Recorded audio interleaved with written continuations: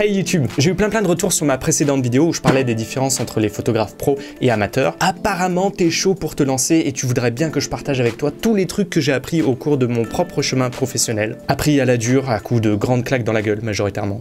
Eh ben t'inquiète, je suis là pour t'éviter de faire les mêmes erreurs. Ok, je sais que toi, ce qui t'intéresse, c'est comment on fait de la thune, de la caillasse. On va pas parler de ça aujourd'hui. T'inquiète, bien sûr que ça viendra. Abonne-toi, mets la cloche. Aujourd'hui, je sais qu'il y a des chances que tu trouves ça beaucoup plus abstrait et pourtant, c'est la première étape sur laquelle tu devrais te pencher lorsque tu démarres ton aventure. Ça s'applique pas qu'aux photographes ou dans les métiers créatifs, mais par contre, dans ces domaines, c'est quelque chose dont on ne parle jamais. Ce sujet-là, moi, je l'ai appris dans mon école d'entrepreneuriat en Australie et je me rends compte à quel point ça m'aurait évité de partir dans tous les sens durant mes 10 ans de freelance. Waouh, si j'avais fait ça dès le départ, mais je serais à un tout autre niveau aujourd'hui. Bref, c'est décidé, tu veux devenir photographe. Nico, c'est bon, dis-moi comment on trouve des clients, je suis chaud patate. Calme-toi, pose-toi, prends une feuille de papier, un stylo, parce que oui, cette vidéo, c'est aussi un exercice pratique. On va réfléchir à 3 concepts qui vont t'accompagner tout au long de la vie de ton entreprise. Mission, vision et valeur. La mission, c'est celle que tu vas te donner, c'est la raison d'être, le cœur et l'ADN de ton entreprise. C'est répondre à pourquoi elle existe. Et non, le pourquoi, ça peut pas être juste j'ai envie de prendre des photos, j'ai envie de vivre de ma passion. C'est génial, c'est ce que je fais, mais c'est qu'un contre-coup de mon business. Vivre de sa passion, c'est un désir, c'est centré sur toi. Une entreprise, elle est tournée vers les autres, sur leurs besoins, et c'est très différent. Mission et vision, ça se présente sous la forme de statement. On va traduire ça par déclaration, même si... En gros, c'est une phrase, le pitch qui présente en quelques mots ce qu'est ton entreprise. Ce qu'elle fait, oui, mais pas dans la description technique, plutôt dans la valeur qu'elle apporte. Je te donne des exemples de missions de grosses boîtes très connues, LinkedIn par exemple. Mettre en relation des professionnels du monde entier pour les rendre plus performants et productifs. En une phrase, ça résume très bien ce qu'ils font. Ils n'ont pas mis réseau social où tu crées ton CV en ligne et où tu vas gratter des demandes aux autres en publiant des citations de Simon Sinek. Ça, c'est descriptif. La mission, c'est un concept. Twitter, donner à tous le pouvoir de créer et partager les idées et l'information instantanément, sans barrière. Et ils auraient dû rajouter et libérer sa rage en insultant les autres. Au fait, je suis sur Twitter, n'hésite pas à m'ajouter si tu veux libérer ta rage et m'insulter. Non, je déconne, fais pas ça, je suis fragile à l'intérieur. J'aime bien celle de TED aussi, tu sais, les conférences, diffuser les idées. Tu peux pas faire plus simple. Autre exemple, essaye de deviner la mission que j'ai écrite pour ma chaîne YouTube. De l'extérieur, tu pourrais dire que je suis là pour t'apprendre des trucs au travers de tutos, ou parler de matériel photo et comment l'utiliser. Non. D'abord, je suis pas là pour t'apprendre des trucs, je suis là pour te motiver à sortir pratiquer. C'est comme ça que tu vas apprendre. Ensuite, je pense que le poids de l'image dans notre société est énorme. Et dans mes vidéos, même les plus ludiques, j'essaie toujours d'apporter un point de réflexion autour de la philosophie de la photographie. Donc ma mission, je l'ai formulée comme ça. Réfléchir à la place de l'image dans notre monde, motiver les personnes créatives à trouver la leur. Ouais, ça claque. Je sais. Alors comment toi, tu fais pour écrire ta mission ? Trouver une phrase comme ça, c'est pas possible. D'abord, ça va être un long texte où tu vas coucher toutes les idées qui te passent par la tête. Alors oui, tu vas commencer par toi, le fameux « je veux prendre des photos et vivre de ma passion », mais à partir de là, essaye de trouver ce qui va te guider vers les autres, ce que tu peux leur apporter. Essaye de répondre à des questions telles que « qu'est-ce que tu veux faire au jour le jour ? Pour qui tu veux le faire ? Qui ça peut intéresser ? Quel peut être l'impact de ce que tu proposes ?» La mission, c'est aussi un point de différenciation. Dire « je veux juste prendre des photos et les partager », c'est cool, mais des milliers d'autres personnes veulent faire ça. Qu'est-ce qui te différencie d'elles ? Essayons de reprendre un exemple. Tu te lances dans la photographie de mariage. Ça pourrait être je veux documenter le moment le plus important de la vie d'un couple. C'est très simple, hein, mais il y a déjà pas mal de choses. Il y a le côté documenté. T'es pas là juste pour prendre des photos du bisou et de mamie qui fait tourner des serviettes. T'as un rôle plus social, plus intégré à l'histoire de la famille pour qui tu vas travailler. Et puis t'as l'émotion, la valeur accordée au moment le plus important de la vie d'un couple. Enfin, si tu crois au mariage et que tu penses que c'est le moment le plus important de la vie d'un couple. Pour moi perso, le plus grand moment, c'est l'adoption, à 2, d'un petit chat. On va bientôt se lancer avec Mano. Grosse étape. Bref, la mission, c'est de prendre le temps de réfléchir au pourquoi, aux raisons qui te motivent à te lancer et ce qu'elles peuvent apporter aux autres. La mission, c'est ce que tu fais au présent. La vision, elle est tournée vers l'avenir, c'est une projection. Si la mission, c'est pourquoi je fais ça, la vision, c'est où est-ce que je vais. C'est répondre à la fameuse question où vous voyez-vous dans 5 ans, mais pour ton entreprise. Et la vision, c'est aussi à plus long terme, 10, 15, 20 ans. Qu'est-ce que tu voudrais pouvoir réaliser sur le long terme? Attention, la vision, c'est pas des objectifs spécifiques, c'est plus général, c'est une vision. Qu'est-ce que tu aspires à devenir? Elle doit être inspirante, elle doit être motivante, ambitieuse même, en restant réaliste ou du moins dans le domaine du possible, parce qu'elle va avoir un impact dès dès le début de ton entreprise. Toutes tes décisions, ta stratégie globale, ça va être de trouver les moyens de faire coller ta mission à ta vision au travers du temps. Je te donne un exemple que j'aime beaucoup, c'est celle de Wikimedia Commons, donc ceux qui gèrent le projet Wikipédia. Je te conseille d'ailleurs cette super vidéo de Nota Bene, un youtubeur que j'adore et qui a fait une vidéo entière sur leur fonctionnement. Si ça t'intéresse, je te mets ça en description. Leur vision, c'est imaginer un monde dans lequel chaque être humain peut librement partager la somme de toutes les connaissances.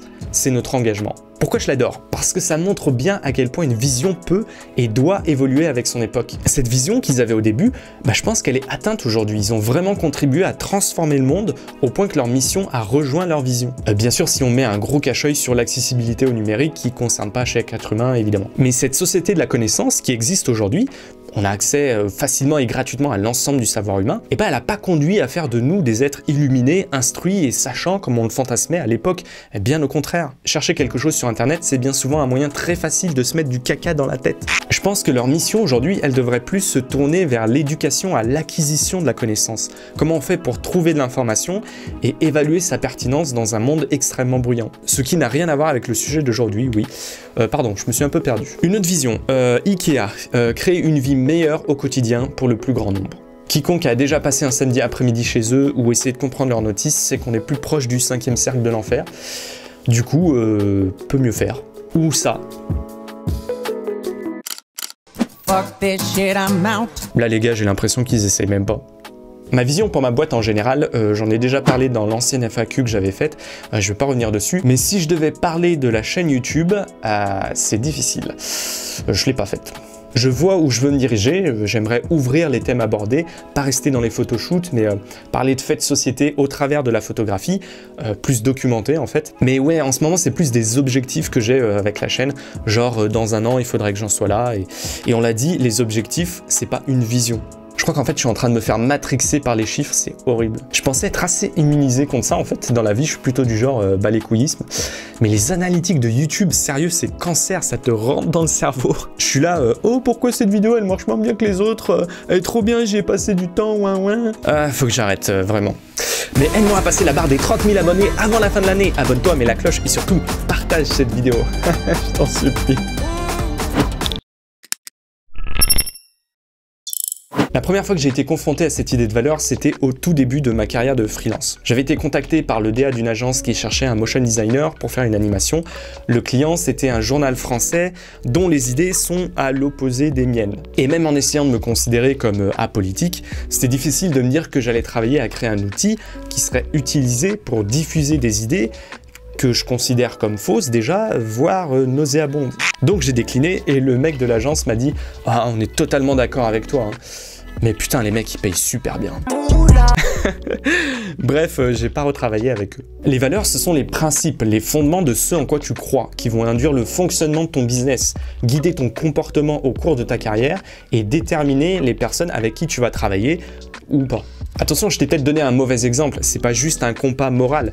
Les valeurs correspondent pas forcément à des vertus. Ça peut être plus des traits vers lesquels tu as envie de tendre, comme l'excellence, le go the extra mile, avoir une mentalité d'entrepreneur ou ne jamais penser à court terme. Bref, c'est tous les points qui sont importants pour toi et toi seul, et qui vont te servir de balise lorsque tu devras déterminer ton comportement à certains moments de la vie de ton entreprise. Repartons sur des exemples et on va reparler de ma chaîne YouTube. Moi. Tu peux trouver sur mon site web quelques valeurs sur la page où je renvoie les marques intéressées par d'éventuelles collaborations avec moi. Parce qu'une nouvelle fois, le but, c'est pas de travailler avec tout le monde, mais de trouver les bons partenaires. Exemple, on voit beaucoup de vidéos en ce moment sponsorisées par un des sites qui a pour business model l'ubérisation de la créativité. Genre, je fais retoucher mes photos pour 10 $, ou on compare un logo à 5 $ avec un logo à 500 $. Le nom en français, ça ressemble un peu à fièvre. Je sais pas si tu vois. Je pense que c'est une très mauvaise idée pour un créatif de travailler avec ce genre de plateforme, même lorsqu'on débute. Et t'as le droit d'être en désaccord, hein, surtout que je t'en fais une caricature, c'est un sujet un peu plus complexe, mais c'est pas un débat, viens pas essayer de me convaincre. Ce que je dis juste, c'est que mes valeurs n'étant pas alignées avec les leurs, je me vois pas travailler avec eux. Et les valeurs sont pas un sujet si simple et gravé dans le marbre. Je te donne un autre exemple sur lequel je réfléchis en ce moment. Moi, j'aimerais travailler avec des marques qui apportent une vraie plus-value à mon audience, et donc qui sont dans le domaine de la photo ou de la créativité. La marque me paye ou me fournit en échantillon, donc un modèle gratuit. Moi, je peux créer du contenu en adéquation avec la chaîne. Toi, tu peux découvrir un produit et une manière de l'utiliser peut-être à laquelle tu n'aurais pas pensé, puisque je suis plus dans l'utilisation pratique que dans la review technique. Pour moi, c'est un écosystème où tout le monde est gagnant. Mais récemment, je sais plus où j'ai vu ça, mais j'en suis venu à me demander, même si c'est fait en toute transparence, tu sais quelle relation j'entretiens avec la marque, sponsorship, échantillon, la promotion est intégrée avec le contenu. Même si je vais pas passer sous silence les points négatifs, genre ils auraient pu améliorer ça ou ça, bah déjà il n'y a pas de mauvaise publicité, et en plus vu que je sélectionne les marques avec qui je veux travailler, bah forcément c'est déjà un produit dans lequel je crois en l'utilité et dans la valeur qu'il apporte. Donc forcément, je vais en dire du bien. Alors que si je dédie un segment spécifique, genre 1 minute en début de vidéo, spécifique pour de la pub, le message est séparé du reste. Avec SudVPN, tu peux regarder des contenus du monde entier sans te faire repérer et te prendre pour un hacker des Anonymous. Avec Attack Shadow Mythology, contrôle un guerrier nain et fais la bagarre avec. Je sais même pas comment finir cette phrase et c'est ça le problème. J'y connais rien. Le seul jeu vidéo auquel j'ai joué dans les 10 dernières années, c'est Zelda Breath of the Wild. Ah, j'ai adoré. Si tu me vois faire une sponsor pour ce jeu un jour, tu sauras que c'est le vrai. Mais le reste, je me vois pas parler de trucs dont c'est clair que j'y connais rien et surtout dont je suis même pas intéressé. Je suis pas un vendeur de lessive. Et donc je sais toujours pas ce qui est préférable. D'ailleurs, toi, en tant que ma fidèle audience, respect et robustesse, je serais très intéressé d'avoir ton point de vue là-dessus. N'hésite pas à me donner ton avis en commentaire, vraiment. De toute façon, t'es un vendu et tout pour la YouTube modèle. Les vrais, ils travaillent 60 heures par semaine juste pour la passion, t'as vu, wesh. Mais je trouve cet exemple intéressant parce que ça te montre à quel point c'est des sujets qui sont pas si faciles que ça, qui vont demander de la réflexion, mais aussi qui vont évoluer à travers le temps. Rien n'est figé. Et c'est là où vraiment je te conseille de te prêter au jeu et de faire cet exercice. Non, ça suffit pas de l'avoir à peu près en tête. Mission, vision, ouais, ok, je vois à peu près. Écrire tout ça, mettre sur papier tes pensées, les structurer, c'est ce qui va t'aider à accoucher de toutes les choses que t'arrives pas à visualiser pour l'instant. Tu vas voir que comment je commence mon entreprise, c'est pas comment je trouve des clients, c'est commencer par qui je suis et qu'est-ce que je peux apporter aux autres. Mission, vision et valeur. Toutes tes actions, de déterminer quelles prestations offrir, à comment trouver les bonnes personnes à qui les proposer, toute ta stratégie d'entreprise au cours des années va dépendre de ces 3 éléments. Si t'as pas vu ma vidéo sur la différence entre pro et amateur, c'est ici, mais là si t'es plus dans le mode d'aller shooter et passer à l'action, bah va voir mon dernier vlog. Allez, see you mate, keep on creating.